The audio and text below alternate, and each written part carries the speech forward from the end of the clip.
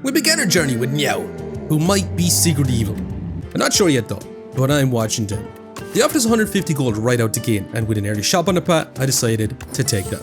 And pattern wise, the right side looked juicy. Campsites for upgrades and heals, a couple of elites, some mystery rooms for some chaos.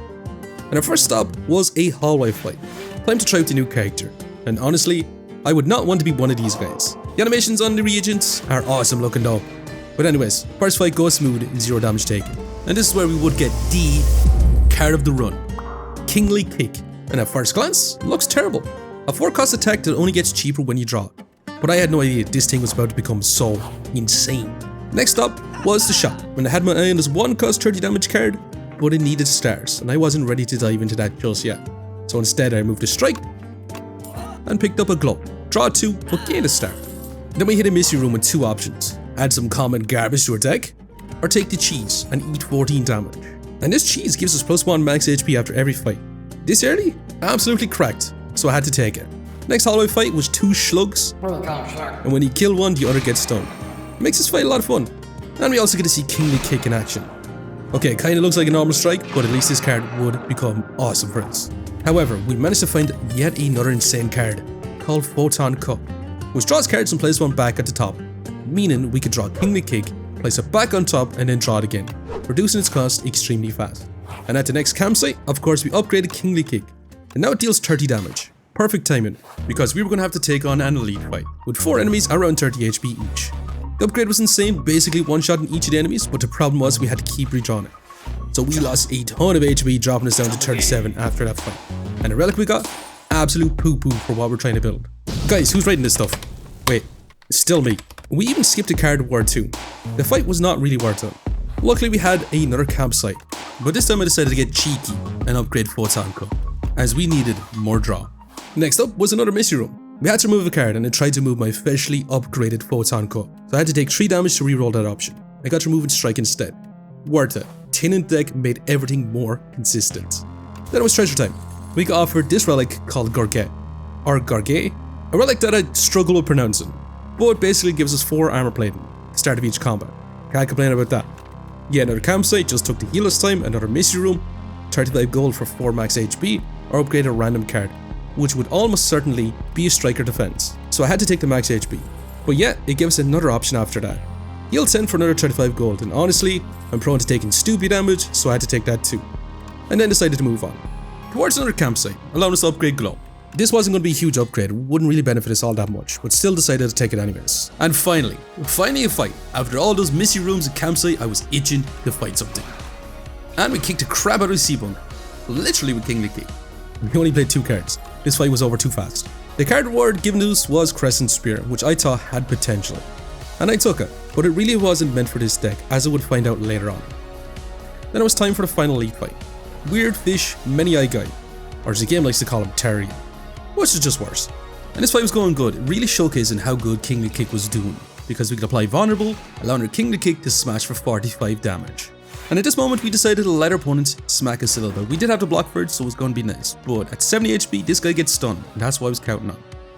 Well then Kingly Kick comes in with another smash, making this fight extremely easy. But we still took 8 damage too, and the rewards for this fight was definitely worth it. I'm not talking about the relic, even though it's still good. But I'm talking about the card, as we got ourselves another Kingly Kick. And of course, we had a campfire right before the boss, and we upgraded as fast as possible. Well, let's just say I'm glad I'm not a speedrunner. And this is normally where I like to switch to live commentary, but my voice recording decided to go on vacation straight to a dumpster fire. And it sounded like this. I'm a gobshy. Wait, wrong clip. How did this get in there? I meant this. I'm a gobshy. So I'll have to narrate over the boss fight too, because this run was too good not to make a video on it. So we began with a Kingly Kick. 3 cost, all our energy gone, simple round 1. And this fish guy puts status cards into our deck called Bacon. Now immediately in the next turn, we use Glow, right into Fallen Star, which applies weak and vulnerable. So we take less damage, but also deal more damage. And we use our Photon Cut to draw a card, and we got Bacon, and I put that garbage straight back on the top of our deck. That's the next turn problem. Now we did take a little bit of damage, but at the same time that's going to be okay, as long as we draw our Kingly Kick again. And hey, now it's 2 cost. Still though, it's a bit costly, but I'm still going to play it, and get rid of that Bacon too. We get a little bit of block from armor plating, then take more chippy damage, and get more Bacon. This is going to be a bit bit tough if we keep drawing those stays cards. And Kingly Kick again, into another strike, dealing 26 damage and then in return.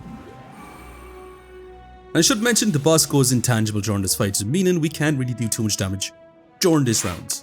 This time I decided to defend into Photon Cut to try and draw another Kingly Kick, which we didn't get, and I'm going to put Fallen Star back on top. So we can use that in the next turn. Because we want to be using that when we get our Kingly Kicks. Now turn 6, things are starting to look up because our Kingly Kick is now costing 1 cost. So it means we can keep drawing, but we're grabbing more beacons, and we dealt insane damage there. 36 HP left on Fish Guy. Can we take him out? All these beacons is starting to make our deck kind of rough, making it a lot harder to draw our cards. But never mind. Kingly Kick in the Crescent Spear, and we murder base Fish Guy. Ew. And what do we get for it? 100 gold, Swift Pot, and a gold card choice. With some interesting options between Tyranny and Vide Farm. Now Tyranny looks ideal for our deck because that will help us get our Kingly King going. And with that we finish up Act 1. Now on to Act 2. But before we move on, I have one quick thing. If you enjoyed this style of video, consider subscribing. It helps me know if I should keep making this sort of content. Anyways, let's get back to Act 2. We began Act 2 by meeting a weird dragon. I mean Pale the Melting Dragon, who offers us parts of their body as relics. Yeah, totally normal behavior. I decided to take their tooth again, just like the last video. Now, we'll upgrade some garbage, sure, but at least it'll help us draw Kingly Kick more consistently for the first few fights. For padding, I went for the middle room, because I had more mystery rooms and an early shop since we had over 300 gold to burn too. But first, we had a hallway fight against this evil, villainous cricket who tried to steal my Kingly Kick. That was not happening, not on my watch. And after we dealt with this evil hopper, Crescent Spear returned to our deck, upgraded now too. As for the card reward, this Guiding Star was tempting to take, because I had the word draw on it. I was drawn to that, but I had to skip it, to keep that deck small. This will be the team for most of our card rewards now too. And then our first mystery stop of Act 2 was a shop, but a strange shop. They sold knockoff relics like Wish.com for relics. Cheaper and worse versions of the real thing. And I even considered Snake Eye for a second, randomizing the cost of Kingly Kick, but I figured it would do more harm than good in our deck. With a real shop coming up, I skipped everything and decided to leave, just to walk right into another mystery room. But this time though, we got ourselves a free treasure, called Nunchaku, that gives us energy for every 10 attacks we play, which could honestly be nice for our deck. And then finally, it was the real shop time. It had a Flash of Steel, 0 cost 5 damage, draw a card, so we took that. It also had Centennial Puzzle for more draw if we take a tiny bit of damage. And of course, I also removed another strike. And right after that shop, I had to make a choice between a campsite for an upgrade or a mystery room. I already had so many upgraded cards anyways, and of course I went for the mystery room. Now all I wanted was more chances to remove the cards. And inside, we met the shady relic trader, who offered to trade our quote-unquote poo-poo for our deck relic. Did I really have to say that again? But the trade was for a bag of prep, giving us 2 extra cards on our turn 1. You're probably noticing by now, I like to draw a lot of cards in our decks. But now it's time to see how our deck performed against Enlil, and honestly, it wasn't too bad. We still did take 12 damage though, but the deck was getting way more consistent, as we can reduce the cost of 1 Kingly Kick down to 0 pretty darn quickly. And as you can see, we're getting extremely close to getting this info online. Still not there though, because we'd have to use our energy to draw the cards, and we're going to run out of energy eventually. And this is the moment where we get a relic that would break this run, called Unceasing Top. Allows us to draw cards as long as your hand is empty. We had a new game plan, remove every piece of garbage in our deck, so all we could draw was Kingly Kick with Unceasing Top, and they both go well. But back to the pathways, and we had to make another choice. We can either go left for campsites, middle for elites, and right for the worst option for fun I guess. I went middle, I wanted those elite fights. But first, another little fight, and we smushed these bugs with our kicks easily. Hello, I'm dead. I'm also dead. And skipped your card reward, still trying to keep this deck tiny. And after this fight we had another treasure time, hoping for something crazy. And we got War Paints, which just upgrades 2 random skills, and of course it will hit 2 defense, the cards I was trying to yeet out of our deck. Remember when I said I wanted those elite fights? I changed minds, I wanted more chance of card removals. So I moved towards some mystery rooms. Basically this video should just be called Mystery Room Madness. But this time it gave us another fight, and I was thinking I should have went for that elite fight, at least I would have got a relic. We had a second chance at card removal. Nope, it's just a stinky treasure room that gives us a free awesome relic. A relic that'll give us 4 block if you don't play an attack. Maybe this might not be too useful in our deck, but I wasn't going to say no to it. Another campsite, just took the heal. We only had 3 cards left to upgrade anyways, so I just decided why not take the heal. And then was another lead time. This one kinda countered us. Hitting him adds dazes to our deck, so we had to hit him hard when we do. And luckily, we had the perfect card for the job. Kick to the face to finish him off. And after that fight, all our cards had returned to us, including one of a missing all act, Tyranny. I almost forgot that we took this card, and we got a relic that heals us for below half HP. But for the real reward was in the card choices. A card named Guards. This card would transform cards in our hand into minion sacrifices. Basically, an easy way to remove the cards from our deck. Exactly what we needed. And in our penultimate stop, we had another shop, and all I did was remove a card. Shocker, right? It wasn't doing much for us anyways. Right before the boss, I upgraded Guards. And all it does is give us better block on those cards it generates. But hey, still worth the upgrade. And now it's time for Act 2 boss. And again, I'll have to narrate over this fight, because my recording is still in that dumpster fire. So begin by playing Tyranny. It's going to help us draw an exhausted card. But first of all, decided to play Falling Stars to apply vulnerability into Crescent Spear into his strike to do as much damage as possible. And there's no point playing any of those defense. Now this boss will place cards into our deck, and we only have 4 turns before this guy tries to eat it, unless we play one of those escape cards. Now we did decide to exhaust the defense. Playing to Photon Cuts, we tried to draw a Kingly Kick, which we do already have one in our hand to place it back on top, and I'm thinking about using cards here. And this could have been the worst time to play this card, because you only can get rid of one single card. We need to keep the rest. But we should be able to get 12 block from it, so it's not the end of the world. We wouldn't be able to get much of our infinite on this boss fight anyway. At least we blocked most of that damage. While taking a little bit of damage so we can draw a little bit more with our Centennial Puzzle. Now, as for Exhaust, time to get rid of Crescent Spear, even though it's kind of a decent card. We put Kingly Kick back on top, Flash of Steel combo to draw back again, so now it's cost 1. And I'm thinking about taking this 28 damage, and also wasting this flex spot. I mean, I probably should have used that at the start of the turn. But Glow back into just trying to draw as much Kingly Kicks as possible, reducing that down to 0 cost as fast as possible. And that's a lot of damage to take in one turn. Now it looks like he's going to be buffing, so we have the potential to do as much damage as possible. Now, we're going to use Fallen Star first, apply down vulnerability so we can deal massive damage. Photon Cut to always draw our Kingly Kick, put a Frantic Escape back on top so we can draw it next turn. Since we only have this turn, before there's a worm tries to eat our faces. And we drew 4 Frantic Escapes. We're going to exhaust the defense, and Flash of Steel hoping to draw something potentially awesome, which is Glow. Turns out to be extremely awesome because we drew 2 for Kingly Kicks. But the problem is, we're going to take a full whack of 20 damage right now. That's a lot of damage again, but we would survive this next turn. Now it doesn't really matter what we're going to exhaust right now, since we're going to Photon Cut, do as much damage, and straight into that Kingly Kick. Pretty much guaranteed from there. But hey, we destroyed big old wormy face. I got 100 golds, and another gold card choice. Should we take another Tyranny? Hell nah, I'm skipping that. And with that, we're finishing up Act 2 and we're moving on to Act 3. Where we're going to meet the first demon, Vacuum, who's going to offer some crazy choices, mostly with downsides. So I took the one without the downside, so we can draw a random power and make it 0 cost in our first turn. Didn't seem too bad to me. For padding, my goal was simple. Visit the merchant as often as possible. Go to Misty Rooms, and a small chance of removing cards, but some chance of adding garbage to your deck too. So I went slightly to the left, down the middle. But first we had to hit a hallway fight, and this fight went incredibly well. We took 0 damage. We were offered another Photon Cut, which is an amazing card for our deck. But at this point I had to be very careful about what I added, so I had to skip it. Next fight wasn't too exciting, it was just Kadu doing Caughting. Then it was mystery time once again, and we had to fight a training dummy. But the harder the fight equals a better reward, but I chickened out a little bit and took the easy option. Still got a potion though, so I'll take that. And the first shop of Act 3, you guessed it, I removed a card. Goodbye on upgraded defense, you won't be missed.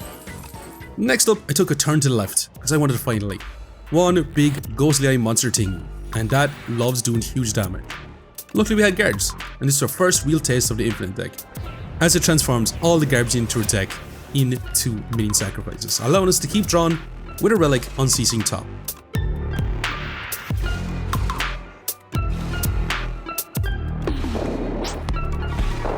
It almost worked.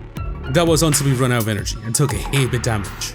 We only needed one more turn there to remove Photon Cut, but we smashed him before that even happened. Anyways, the relic we got, completely useless to us. It only helps if you have strikes, and we have exactly 0 of those. After that beating, I took a quick snooze at the next campsite. Then it was treasure time once again, and we got ourselves this level fella, who cuts merchant prices by 20%. Honestly, pretty great. Card removal is getting expensive at this time. Then it's back to more mystery rooms, and we visit the Grave of the Forgotten. We can remove exhaust from a card, but it would add a curse, and adding a curse would destroy our entire strategy. So I took the relic instead, deal 1 damage every time we exhaust a card.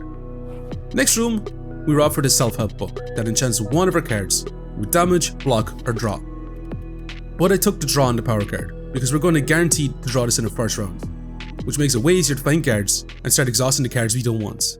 And then we had to go to the right, which meant another lead time. We faced Mega Knight, and things were looking good.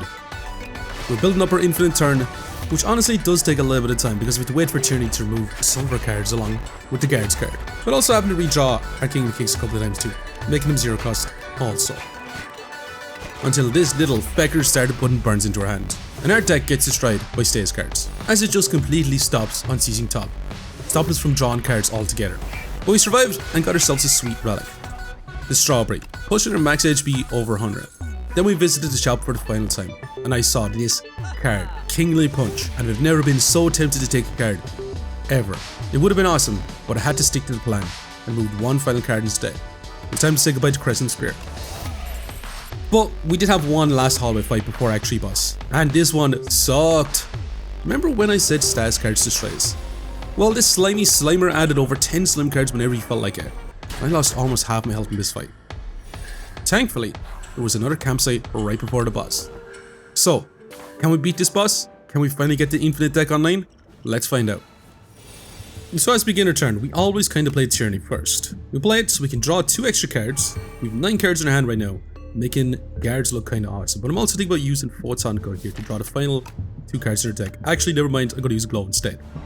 With that, we're going to use guards and we're going to get rid of every single card I do not want, even Fallen Star.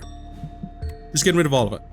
Turn them all into minion sacrifices, 0 cost defense, and you might as well use them all straight away because then you have a higher chance to get Unceasing top going. Now use a pot to give us some strength and dexterity. There's no point in not using it. We probably should have used it before. We played all those defense. We did have to end our turn though, and this were 30 damage incoming. I kind of wish we saved some of our blocks. But we gotta choose to exhaust the card. Right now I'm trying to make my mind up between Glow and Photon Code. Ultimately, I'm gonna go with Glow, because Photon Code can deal some damage. With Flash of Steel, we can keep drawing our Kingly Kick, decreasing the cost, but with that 2 cost Kingly Kick, we're kind of screwed a little bit. And that's where deck is that little bit too slow, because we took a lot of damage right now. However, goodbye to Photon Code.